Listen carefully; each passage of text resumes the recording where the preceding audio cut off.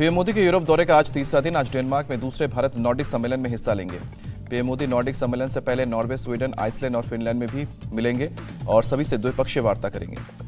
Europe दौरे के अंतिम चरण में आज फ्रांस पहुंचेंगे पीएम मोदी। राष्ट्रपति इमैनुअल मैक्रों से मुलाकात होगी। डेनमार्क दौरे के पहले दिन वहां की क्वीन मार्गरेट द्वितीय से प्रधानमंत्री मोदी ने मुलाकात की। क्वीन ने प्रधानमंत्री का गर्मजोशी के साथ स्वागत किया। डेनमार्क के दौरे में पीएम मोदी ने भारतीय समुदाय के लोगों को संबोधित किया। बेला सेंटर में भारतीयों से मिले।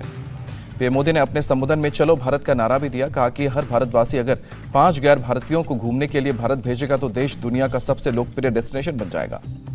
पीएम मोदी ने भारतीयों को राष्ट्रदूत कहा कि बोले दुनिया के लिए भारत को डेस्टिनेशन बनाने का काम राजदूत नहीं राष्ट्रदूत करेंगे। पीएम मोदी ने जलवायु को नुकसान पहुंचाने में भारत की भूमिका को नगण्य बताया। कहा कि पृथ्वी को नुकसान पहुंचाने में भारतीयों की कोई भूमिका नहीं।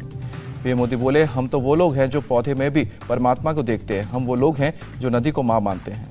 पीएम मोदी ने कहा कि नॉर्डिक देशों के साथ भारत के रिश्ते मजबूत हो रहे हैं। वर्ल्ड लीडर्स हिंदुस्तानियों की तारीफ करते नहीं थकते। पीएम मोदी बोले कोरोना की सस्ती और प्रभावी वैक्सीन दुनिया को भारत ने दी है। अगर made in India corona vaccine ना होती तो क्या होता।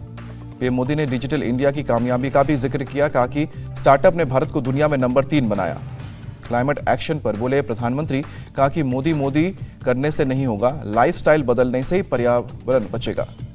पीएम मेटेट फेडरिक्सन के संबोधन से हुई कार्यक्रम की शुरुआत। बोली मेरे दोस्त मोदी का डेनमार्क में फिर से स्वागत है। जर्मनी की तरह डेनमार्क में भी पीएम मोदी ने बजाया ढोल। कलाकारों के बीच पहुंचकर अपने अंदाज में ढोल बजाया। भारत और डेनमार्क के बीच जल संसाधन, पशुपालन, कौशल विकास, स्टार्टअप, इकोसिस्टम समेत कई समझौतों पर बनी सहमति।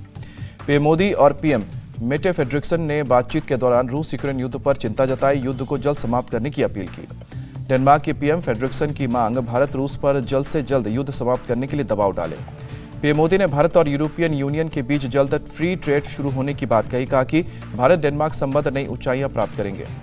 भारत डेनमार्क बिजनेस फोरम की बैठक में पीएम ने लिया हिस्सा। भारत में निवेश करने के लिए न्योता भी दिया। डेनमार्क की पीएम ने प्रधानमंत्री मोदी को दिखाया अपना घर। घर में लगी पीएम मोदी की ओर से गिफ्ट की हुई पट्टचित्र भी दिखाया। पीएम के दौरे पर कांग्रेस का निशाना। मल्लिकार्जुन खड़गे बोले विदेशों में देश के आंतरिक मुद्दों और पुरानी सरकार की आलोचना करना ठीक नहीं। राजस्थान के जोधपुर में कर्फ्यू जारी। ईद के दिन 2 गुटों में हिंसक झड़प के बाद इंटरनेट सेवा बंद की गई। जोधपुर हिंसा के मामले में अब तक 97 लोगों की गिरफ्तारी हुई है। उपद्रवियों की तलाश के लिए सीसीटीवी फुटेज खंगाल रही है पुलिस। जोधपुर में हिंसा के बाद बढ़ाई गई है सुरक्षा। हिंसा वाली जगह पर 1000 पुलिसकर्मी तैनात किए गए हैं।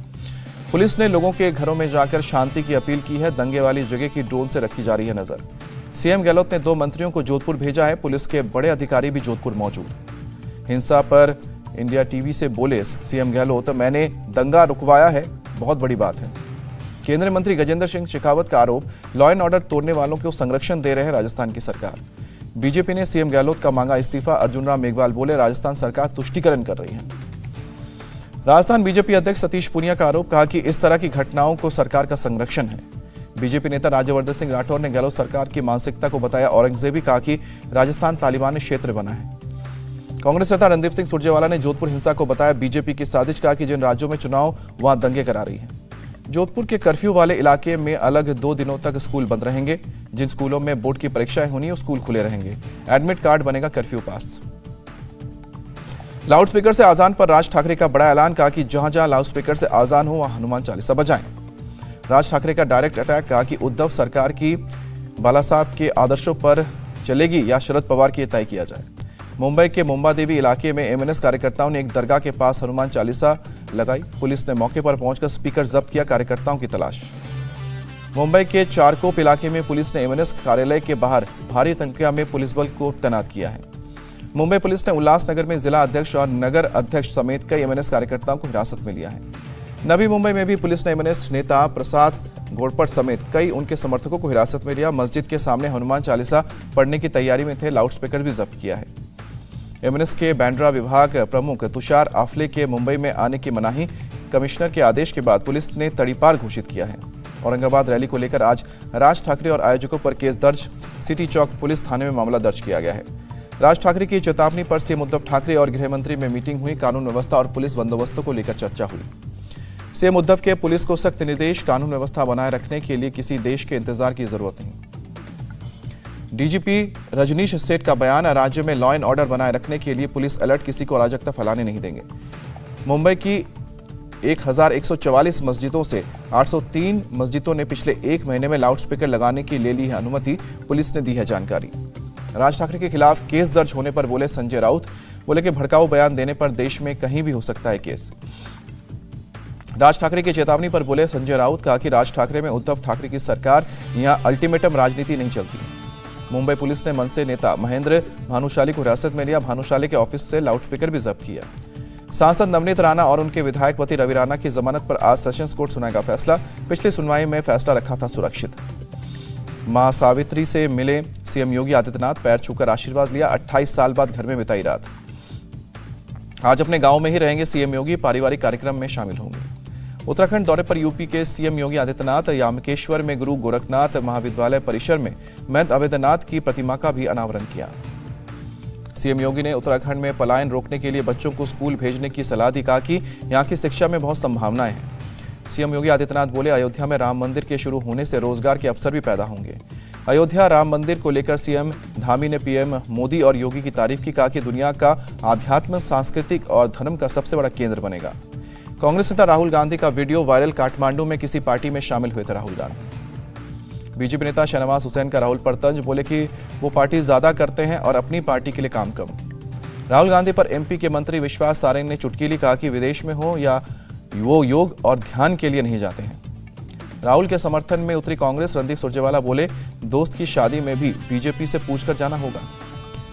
असम के दौरे पर राष्ट्रपति रामनाथ कोविंद, हेमंत विश्व शर्मा और राज्यपाल ने स्वागत किया। बेंगलुरु में अमित शाह ने निप्पयतुंगा यूनिवर्सिटी की आधारशिला रखी। बेलारी में फॉरेंसिक साइंस लैब का भी वर्चुअल उद्घाटन किया। गृह मंत्री अमित शाह ने कहा कि पीएम मोदी के नेतृत्व में उच्च शिक्षा का ढांचा तैयार कर रहे हैं। पिछले 75 साल में देश में बहुत सारी ऊंचाइयों को छुआ है। खरगोन में आज पुलिस पीस कमेटी के साथ करेगी बैठक। मीटिंग के बाद आगे की रणनीति तय की जाएगी। मध्य प्रदेश में स्कूलों में पढ़ाया जाएगा भगवान परशुराम से जुड़ा पाठ, सीएम शिवराज ने ऐलान किया। सीएम शिवराज सिंह चौहान का तोहफा, मंदिरों के पुजारियों का मानदेय अब 5000 किया गया। जम्मू कश्मीर के उपराज्यपाल मनोज सिन्हा ने श्रीनगर में अमरनाथ श्राइन बोर्ड कार्यालय की भूमि पूजन की।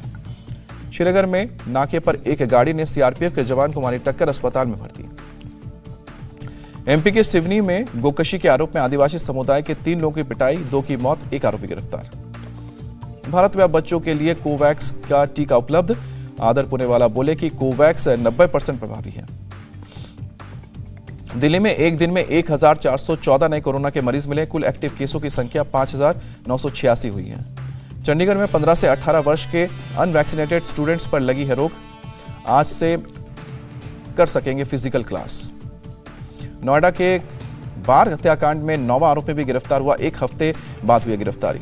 दिल्ली के अमर कॉलोनी में एक महिला के साथ मारपीट का मामला सामने आया। ड्राइवर की लड़ाई में कैब ड्राइवर का कर रही थी बचाव, 1 आरोपी गिरफ्तार हुआ। दिल्ली के शाहबाद डेरी इलाके में 2 पड़ोसी परिवारों के बीच जमकर मारपीट हुई। पुलिस ने दोनों ओर से शिकायत मिलने पर मामला दर्ज किया। राजस्थान के अलवर में हत्या के एक मामले का पुलिस ने खुलासा किया। प्रेम प्रसंग में दोस्त ने ही दोस्त की हत्या की। दोस्त ने हत्या कर शव को जंगल में जला दिया था। हत्या का आरोपी गिरफ्तार। ललितपुर में 6 साल की नाबालिग के साथ रेप के मामले में पुलिस की बड़ी कार्रवाई। एसएचओ को किया सस्पेंड। रेप की शिकायत दर्ज करवाने आई महिला के साथ पुलिस ने दुष्कर्म किया। आंध्र प्रदेश के विजयवाड़ा में कार से शव बरामद। एक स्कूल के बाहर खड़ी थी कार, पुलिस ने शुरू की जांच।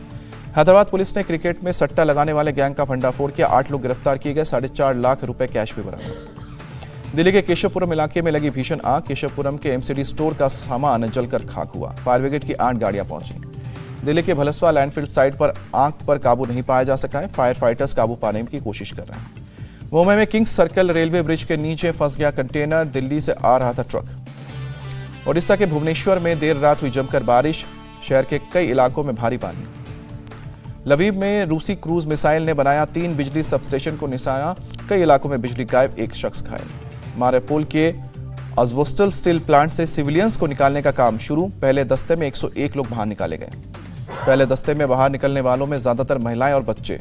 यूक्रेन के शहर ज़पोरिज़िया ले जाया गया। अमेरिका में 50 साल पुराने गर्भपात के अधिकार को खत्म करने की तैयारी। न्यूज वेबसाइट politico.com में छपा है सुप्रीम कोर्ट का लीक मसौदा। अमेरिका के ओक्लाहोमा में भीषण टॉर्नेडो का कहर, दर्जनों घर तबाह। इराक के सिंजर में सेना ने और कसा शिकंजा, कुर्द लड़ाकों को पीछे हटने पर मजबूर किया।